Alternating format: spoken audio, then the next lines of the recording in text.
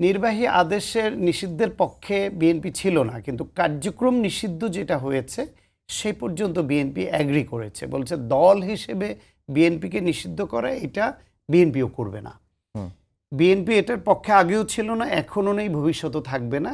কারণ নির্বাহী আদেশের মধ্যে একটা দলকে নিষিদ্ধ করতে গেলে এই নজির স্থাপন যদি আজকে বিএনপি করে বা ইন্টারিম গভর্নমেন্ট করতো, এই নজির ভবিষ্যতে অনেকে ফলো করবে, সেই আশঙ্কা থেকে যায়। এবং একটি রাজনৈতিক দল হিসেবে গণতান্ত্রিক রাজনীতি যারা করে তারা নির্বাহী আদেশে রাজনৈতিক দল নিষিদ্ধ করার পক্ষে থাকতে পারে না।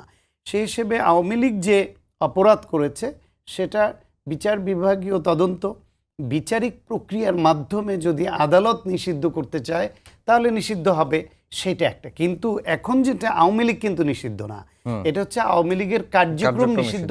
কারণ হচ্ছে তাদের কার্যক্রম ওপেন রাখলে তারা এই যে বিচার ব্যবস্থা, আওয়ামী লীগের যে অপরাধী নেতাদের কর্মীদের যাদের বিচার করতে হবে, যেটা জাতীয় দাবি, যেটা বললাম, সেই বিচার ব্যবস্থাটাকে তারা বাধাগ্রস্ত করতে পারে।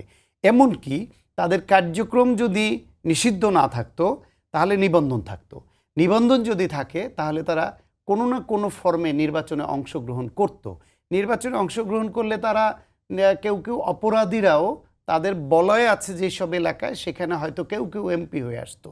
এমপি হয়ে আসলে একজন খুনি গণহত্যাকারী সে এমপি হয়ে আসছে, তখন তাদের পক্ষে জনমতটাও তারা তৈরি করার ক্ষেত্রটা তৈরি করবে। ফলে এই বিচার আদৌ করা সম্ভব হতো কিনা সেটা নিয়ে অনেকের সংশয় ছিল। ফলে কার্যক্রম নিষিদ্ধ এটা ঠিক আছে, সেটা মানছে। দল হিসেবে আওয়ামী লীগকে নিষিদ্ধ করা সেটা নির্বাহী আদেশে বিএনপি করবে না।